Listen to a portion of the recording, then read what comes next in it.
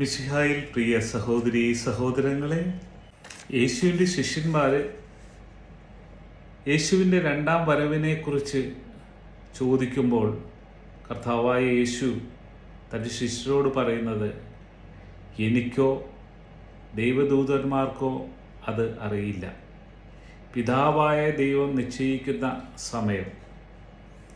അതാണ് ശിഷ്യന്മാരോട് കർത്താവ് പറഞ്ഞിരിക്കുന്നത്.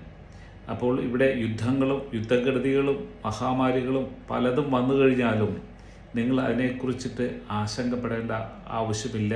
അതെല്ലാം ഇവിടെ സംഭവിക്കാനുള്ളതാണ്.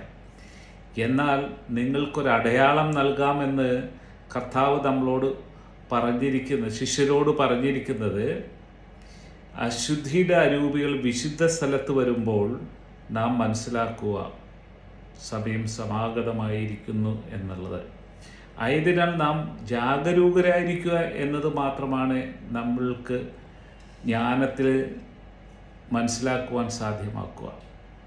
അതുകൊണ്ട് കർത്താവ് ഓരോ അടയാളങ്ങളെല്ലാം നമുക്ക് നൽകുമ്പോൾ അതിലൂടെ ദൈവജനം നിത്യജീവനിലേക്ക് ലഭിക്കുവാനുള്ള അവസരം വിനിയോഗിക്കണമെന്ന് തന്നെ എനിക്ക് പറയാനുള്ളൂ.